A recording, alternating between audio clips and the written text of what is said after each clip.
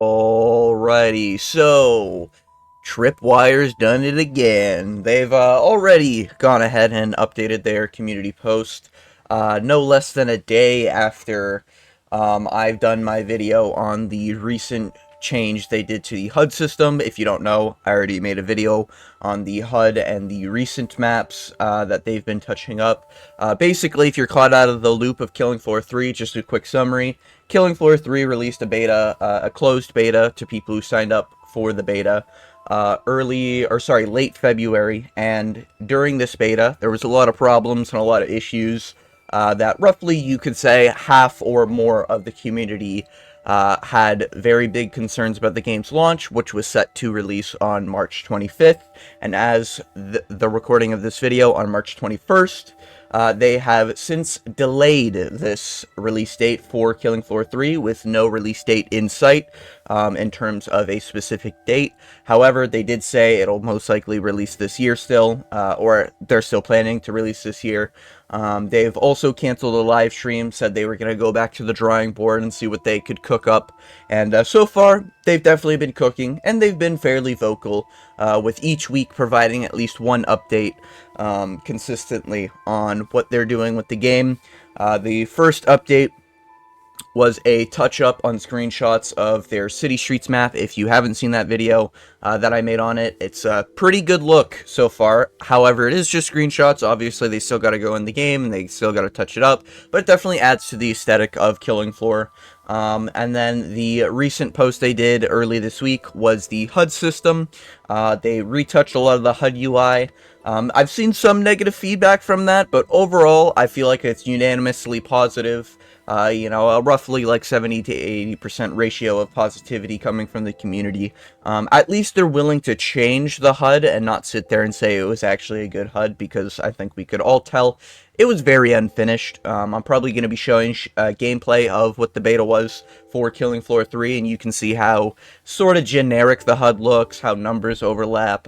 Still not a fan of chunky numbers, just saying, Tripwire, if you ever watch this video, I recommend changing your numbers in the game to a thinner, more sleek look, similar to Killing Floor 2. Not because they're Killing Floor 2 numbers, but because the chunky numbers I just feel like don't really fit Killing Floor 3. That's just my honest opinion.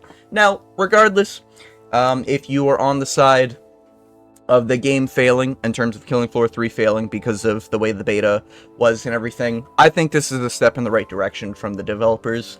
And now getting into the actual video here, they've gone ahead and updated a community post on their Discord. Again, if you're wondering what their Discord is, where I'm getting this information, it's all on their community site. So if you just go to the killingfloor3.com, or whatever Killing Floor 3 Tripwire site they've got going, just type in the Killing Floor and you'll probably see the website on Google. You can click on it, there'll probably be a community tab, you can go to the community, or go to their Discord on any of their descriptions on YouTube videos and stuff like that.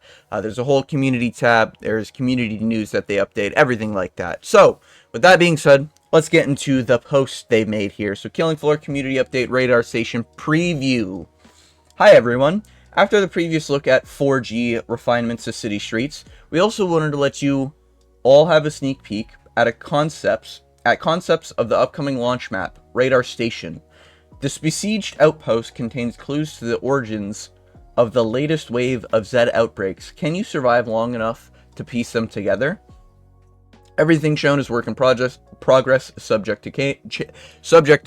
Jesus Christ. I need to get tested for a speech impediment. Regardless, the radar station from the screenshots here actually looks pretty sick. This is definitely, I think, what a lot of people are looking for when they're looking for a Killing Floor map or zombie horde map type deal.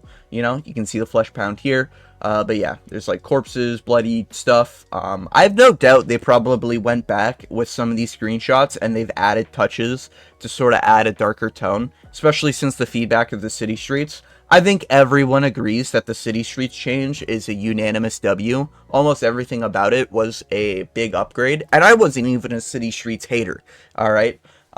So I'm even impressed with what they did with City Streets, as long as that obviously is one-to-one what happens on launch. Now, if you don't know, they are planning on launching 7 maps, I believe, on launch, Yeah, I'm happy to see the devs just go ahead and update the community on everything they're working on. I really like this transparency. I've been saying it in all my Killing Floor videos. They need to be as transparent as possible. We need to hold the devs accountable. Obviously, these are all promises, and so far they haven't really delivered. But we just need to see what the delivery ends up being, you know?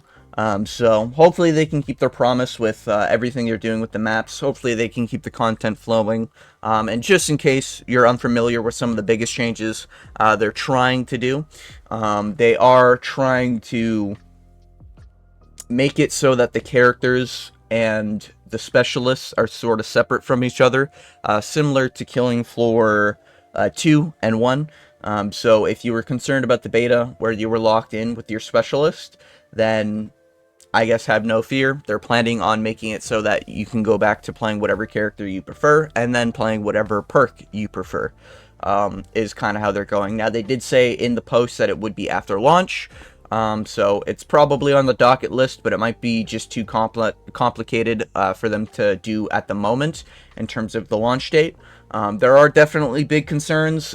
They are owned by Embracer Group as of, I believe, 2022, and because they're owned by Embracer Group, a lot of people are concerned that they are gonna get terminated if the game does not do very well, as Embracer Group is known for shutting down companies that don't make them a lot of money. But that's just my 2 cents. These are all the things that I'm excited about for Killing Floor 3. I'm a Killing Floor 3 fan.